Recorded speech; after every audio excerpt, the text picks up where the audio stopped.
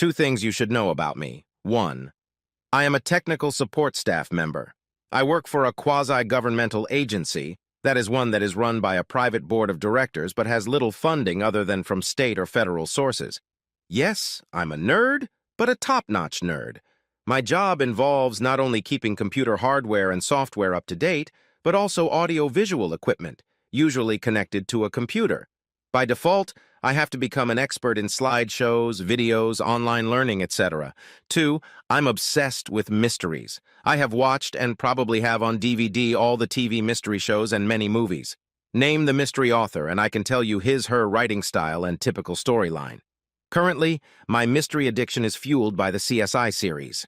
I could give you many more details about my addiction, but that would probably just discourage you.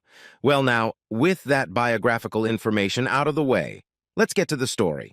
My name is Jared Simpson. I was married to Beverly Connors Simpson for 24 years. We had 2 sons, Sydney and Norris. Beverly was a stay-at-home mom until the older boy got his driver's license and was able to drive himself and his brother to and from school. This gave Beverly the opportunity to take a director position at Second Chance Mission, her favorite local charity, for 5 years. Although our marriage was never heavenly, the thorn in my paw was my obsession with solving mysteries. In particular, I was focused on finding evidence of one spouse cheating on another. You've probably already guessed where this is going. I was absolutely certain that Beverly had cheated on me, and 3 times. Each time I confronted her, she denied it and demanded proof. Each time my proof was nothing more than random facts with a lot of imagination on my part. I tried to justify my suspicions with remarks about how beautiful she looked at 45 and how easy it was to believe that every man who saw her wanted her. I paid dearly for my mistakes. First, she replied, "You must be kidding." Then she began to say, "I think you're only accusing me to cover your lustful thoughts about other women." Finally, she replied, "You better have real proof next time, because at one point I'm going to be furious about divorce and castration, and not necessarily in that order." The worst part was that she always had the last word. No matter how many times I kept fighting, eventually I had to leave it up to her to have the last word on sleep, go to work, an appointment, or whatever. With the exception of talking about boys, our conversations were usually adversarial in nature. Our sex life was on life support. After she took over as director of Second Chance, I gradually had to take over most of the chores she did around the house. If I dared to question the role reversal, she would look at me with a, "Well, where did I put the clippers?" expression, and I would relent. I stopped accusing her of cheating, not because my stupid brain couldn't keep coming up with possible affairs, but because it was important to me to preserve the essence of my being male. And damned if she didn't turn out to be an amazing agency director. Contrary to other agencies that lost money during those bad economic times, Beverly was able to increase Second Chance's budget through local fundraising and state and federal grants. She assembled a board of directors made up of some of the most influential and wealthy members of the community. Her programs have been recognized at the local and state levels.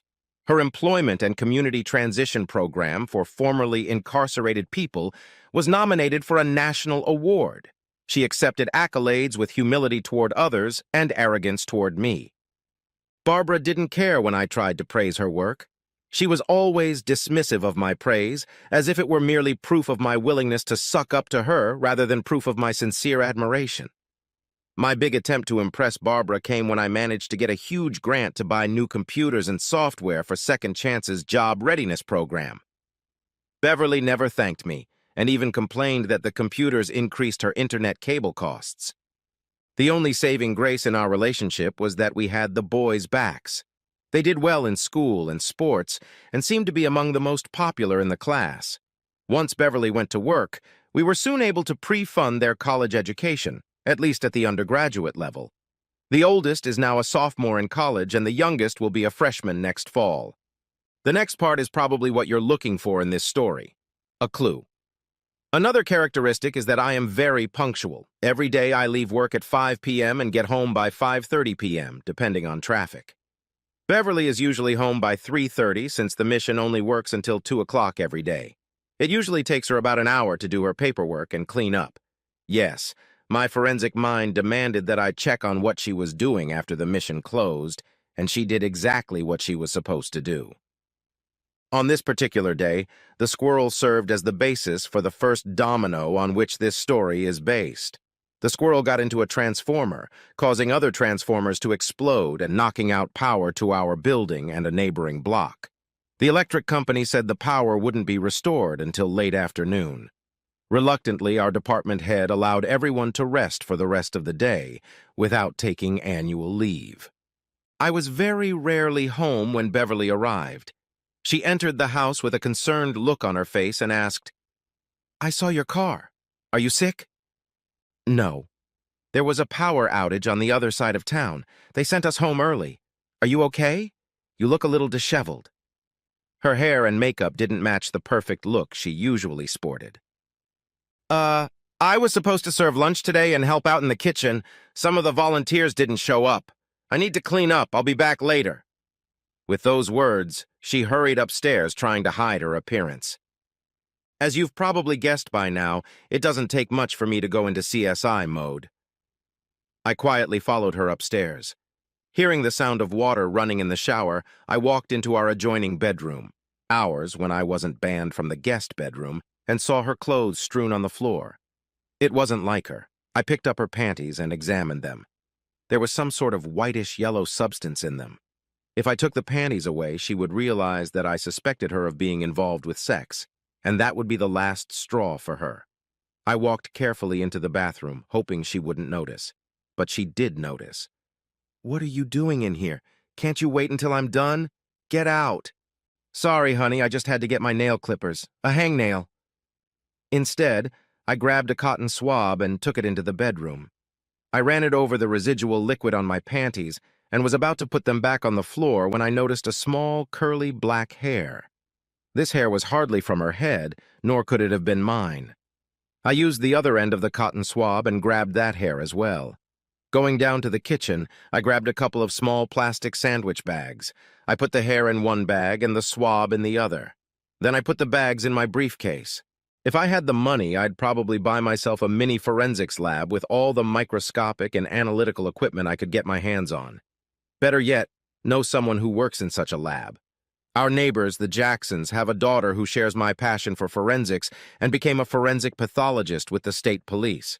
When she was growing up, I was her mentor in buying equipment and repairing her computer when she had problems. Although I did this for several neighbors and their children, Judy was the only one who shared the mystery gene. I came to see her. Judy greeted me. "Oh no, another clue to an unsolved mystery?" "Judy, is this how you treat your old buddy, friend, mentor? Do you know I could have been fired after that last test I ran for you? I think my debt to you has already been paid." She thought for a moment before I let curiosity get the better of her. "Okay, what do you have?" "I have the substance on the end of a cotton swab and a hair. I need you to tell me everything you can about what the substance is and where the hair came from." "Please don't tell me this is another he's having an affair scenario." "Okay, I won't tell you." Judy sighed. "You know we're breaking all sorts of rules and laws, don't you?" "Yeah, so what?" "Nothing. Just wanted to make sure you were aware of it. I should have the results in a week or so." "In a week?" "Look, I need to find the right time to run the tests. That means I need to know how much time I have before someone checks what goes through the machine in question. I'll do it when I think it's safe, okay?" "Okay, I'm sorry about that. It's just important to me." "And when wasn't it important? Now go get out of here." A week went by and there was nothing from Judy. A second week went by and nothing either. I figured my hair was falling out and I didn't have much to lose. I broke down and called her. "I'm sorry to call, but it's been 2 weeks." "I was just about to call you. It's for a reason. We need to talk, and not over the phone. Can you meet me at the Starbucks near my office tomorrow morning at 10 a.m.? I agreed and was on my guard until our meeting. I couldn't even drink my cinnamon latte. I was so nervous. Judy reported, "It took me so long because there were 3 substances on the swab. I had to separate them and then test each one. The 3 substances were secretions from a Caucasian woman in her late 40s or early 50s, saliva from the same Caucasian woman, and a sample from a 35-year-old African-American male." After so many years of suspicions and fantasies, getting actual proof of my wife's infidelity was still a low blow to me. After sitting in a daze for a couple minutes, I heard Judy continue, "The hair belonged to the same African-American male. I hope it's not what I think it is." Judy got up to leave. "Remember, you are not to tell anyone where you got this information from. It cannot be shown in court. Mr. Simpson, that's it for me. If you want evidence you can use in your divorce, it's up to you to find it." Great, now I had proof. But it was proof I couldn't use in divorce proceedings. Okay, I need pictures and audio recordings. I'm tech-savvy, so this should be a breeze. All I needed was to know where to put the cameras. Over the next few days, I pondered where Beverly could have an affair. Nothing indicated that she had someone in our house. Nothing indicated a motel or a love nest outside of town. There was no pattern to her spending nights or weekends away from home. I decided I needed a private investigator to follow her. Since I could not afford a private investigator, I found myself in a quandary. Since she rarely left on nights and weekends, I could follow her during those times, but it would be very difficult. She could easily spot my car. The biggest time I couldn't cover was during the day. The solution to the problem of daytime spying came from an unexpected source.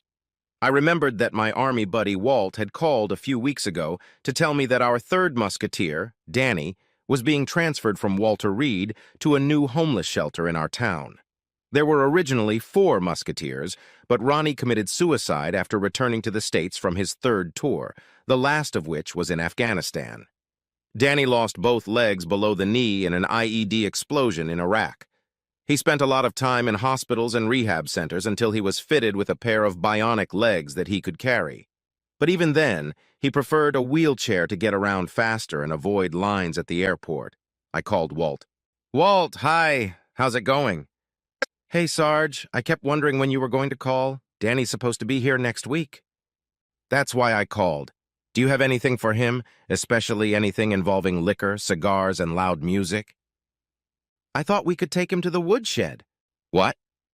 "The Woodshed is a new bar and grill in the Southland. It's not usually too crowded, and a few old army buddies have started hanging out there." "Sounds like you've become an expert on bars and grills." Going where my heart leads. "Okay, let me know the day and time. I'll be there." When the day of the reunion arrived, I approached Beverly with the question of how I was going to meet up with my old army buddies. She responded as I expected. "Are you sure you're not going to meet your girlfriend?" She smiled smugly. "Go and play with the other boys. At least you'll be away from me for a while." The last word, as usual. At the Woodshed, Walt, Denny, and I drank and told war stories. We all toasted to Ronnie more than once. After a lull in the conversation for a while, I brought up an idea that had occurred to me. "Danny, I need your help with something. I'm willing to pay." Denny's composure soured. "Look, Sarge, I don't need your damn charity." "Hey, take the clip out of your gun, Bioman. I'm talking about something I'm going to have to pay someone for, and I figured you could do it. I need someone I can absolutely trust." "I'm sorry. I get touchy too easily. What do you have?" "Have you heard about the Second Chance mission?" "Yes, we were told at orientation at the shelter that the mission has job counselors and activities we can participate in during the day. I thought I'd check it out." "Well, my old lady runs the place, and I think she's having an affair, maybe with someone there." Walt interjected, "Oh no, not again, man. When are you going to give it up? You've never had any information on her." "I have forensic evidence this time, but I need more. Are you going to help me or not?" Danny replied, "Shit. This sucks. What can I do to help?" Walt looked at that in disbelief, but didn't say anything else. "I just need you to go down there for a few days and observe. Let me know if she goes missing during the day. That's all." "That's it? I can handle that. Maybe I should ride in my wheelchair." "That sounds good. Here's my number. Stay in touch." Danny arrived at the Second Chance mission and very slowly got into the daily routine. It helped that he had a legitimate need for his services. One day his cover was almost blown. Beverly walked over and introduced herself. She saw his name on his army jacket. "Tooley." "Danny Tooley? You were in Iraq with my husband, Jared?" "I'm sorry, my name is Alfred Tooley, and I was in Afghanistan, not Iraq." She didn't continue the conversation. 2 weeks passed before Danny called. "You want a progress report? 7 o'clock at the woodshed?" I didn't expect Barbara to be stupid enough to have an affair at a busy agency like Second Chance. Danny pulled out a notepad and reported, "The morning is filled with many different activities, people coming and going. Your wife is usually in the thick of it. She doesn't spend much time in the office. However, after lunch, she often has counseling sessions with guys who want to get jobs.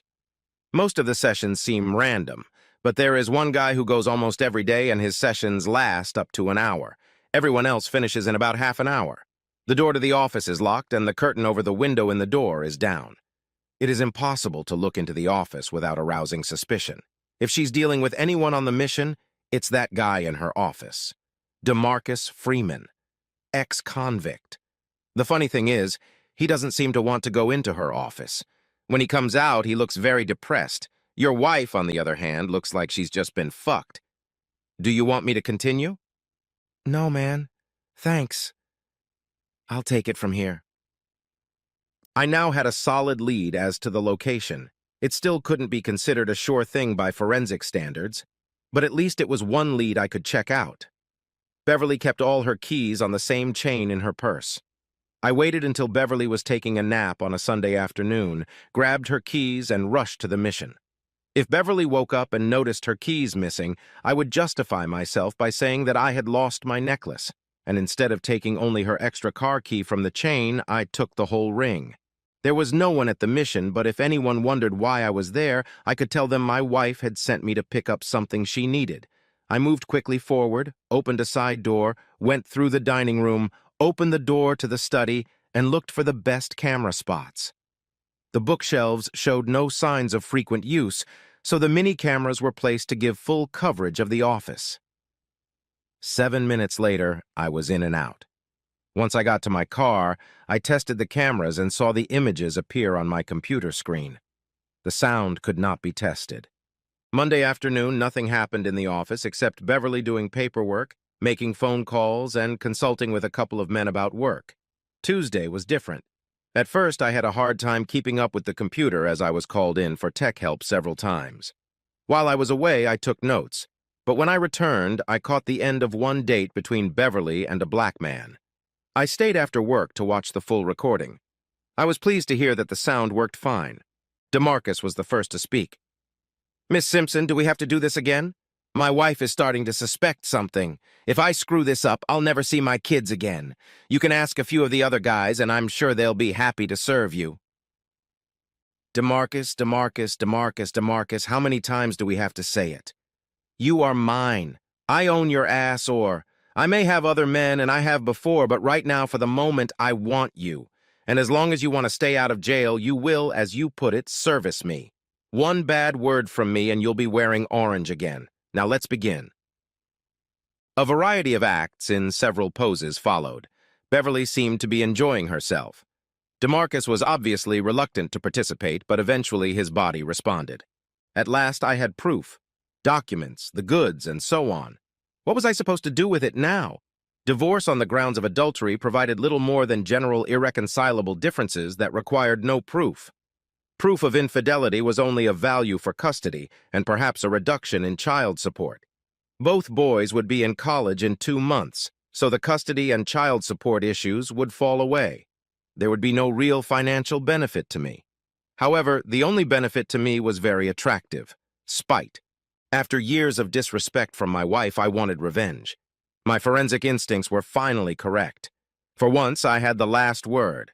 Now, I had to figure out how to use what I had. That's where my knowledge of technology came in handy.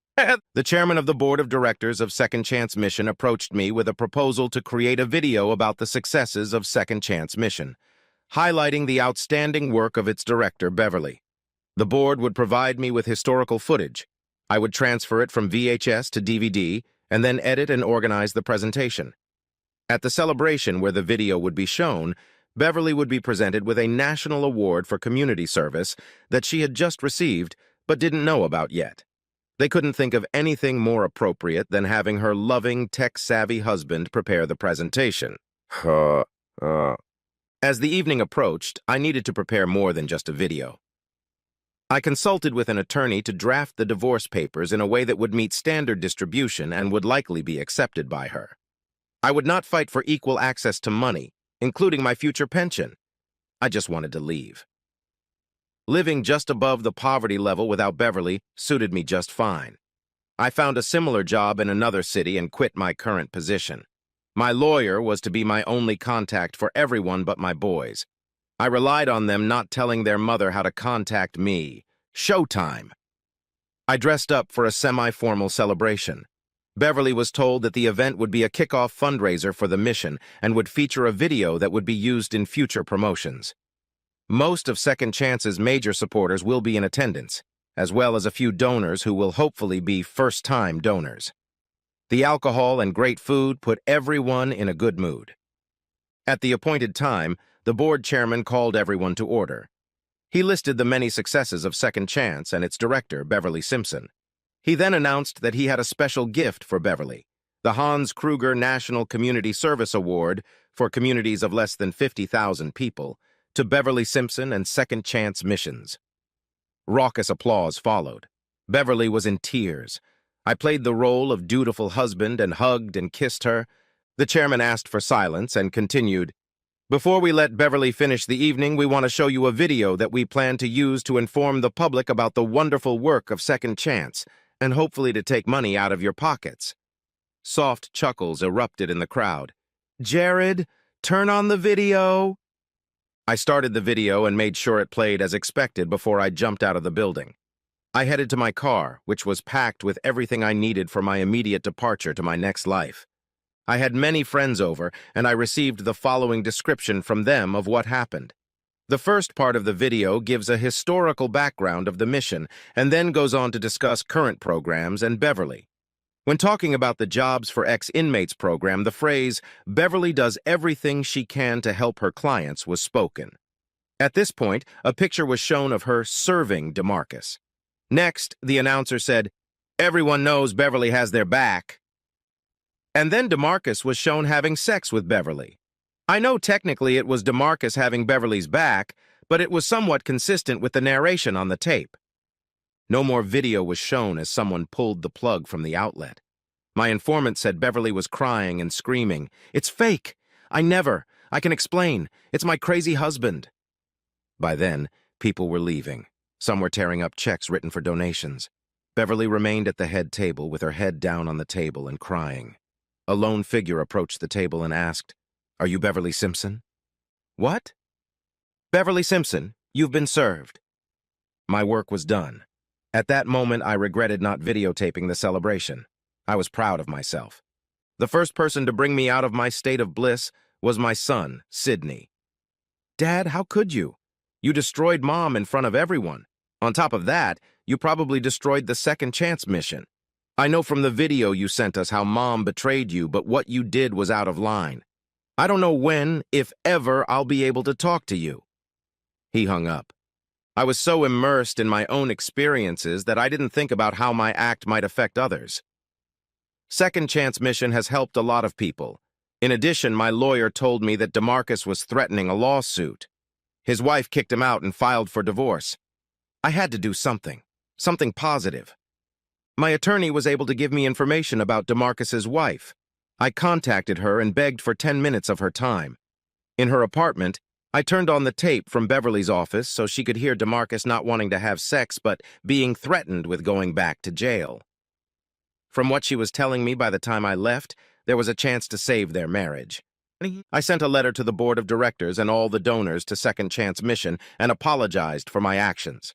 I begged them not to give up on the mission and promised to send as much money as I could, even though I knew I didn't have much. I even took out an ad in the city newspaper asking for support for Second Chance. It turned out that there was enough response to reopen the mission on a trial basis. I didn't know what to make of the way I'd treated Beverly. Was it justified and the damage to the mission and DeMarcus only collateral damage? Or was it too harsh? My lawyer said he hadn't heard anything from her or her attorney. While I was trying to figure out if I should do anything else, my son Norris called. "Dad, you need to talk to Mom." "I don't know what to tell her." "She doesn't want to talk to you about the divorce. She needs to talk to you about her health. You need to talk to her for your own good. Okay, I'll call her now. As much as I was afraid of hearing the reprimand from her that I probably deserved at least somewhat, I called. Beverly, it's Jared. Norris said there was something you wanted to tell me. Oh, Jared, what I did to you was awful, but was it so? Oh, never mind. It's not something I need to tell you. Jared, you need to get checked for STDs right away. What? One of the men I had sex with, Reggie, tested positive for a type of STD. He gave my name to the health department. I tested positive, too. You need to get tested. I know we haven't had sex much in the last few months, but this could be life or death. Jared, I'm in shock. I also get the feeling you're just trying to scare me for what I did to you. I guess I deserved it. Jared, it's not a ploy. Anyway, you just need to get tested, and if it comes back positive, get treatment. Getting treatment quickly is very important. But I did what I had to do. I told you, do what you want to do. Bye. Well, I'm not stupid, but one day I got kicked out of Motel 6. I went and got tested. The result came back negative, so I wasn't sure if I was lucky or if I was right about Beverly trying to have the last word in our last argument. I continued to live my new life, albeit sparingly. The fear of STDs was enough to make me feel at ease about the revenge I had instigated. A few months passed. I was pleased to learn that DeMarcus and his wife had reconciled and withdrawn the lawsuit. Mission Second Chance was given a second chance accordingly. A new director came in and was able to rejuvenate the program and sponsors. I sent them all the spare money I had. Things started to calm down, but Beverly had to have the last word. This time it was Sydney who called. Daddy, Mommy's dying. What makes you say that? Obviously, I was expecting a ruse. Norris and I got worried when she wouldn't return our calls. We called Mrs. Spencer, our old neighbor, to see how she was doing. She said Mom was in the hospital. She assumed we knew. We went there as soon as we could. We almost didn't recognize her. She had lost so much weight. The doctor said she had refused treatment for an STD that she had tested positive for. Said it was her punishment for being such a disgusting person. Said she deserved a horrible death. They're giving her pain medication, but she doesn't have long to live. She asked if we could ask you to come over. Mom wants to see you before she dies. Will you come? I'll be there in 3 hours. I'd broken several speed laws. I needed one last chance to redeem myself if possible. I didn't want her to die. I went to her room. Sydney and Norris were there. They had left so we could be alone. Beverly was such a beautiful woman. But this was not the woman I had seen. This woman was emaciated, gaunt, and lifeless. I was afraid to wake her up. Somehow she sensed my presence. Jared, thank you for coming. I'd like to say once, for the record, that I'm sorry. Please forgive me. I couldn't hold back the tears. Of course I forgive you. Can you forgive me? She smiled at me and replied, No. That was the last word she uttered. You might think that was cruel of her, but when I had a chance to think about it, I decided that maybe she told me no to give me a reason not to feel guilty about what I had done to her. Would I know for sure? Of course not, but I'd like to think so.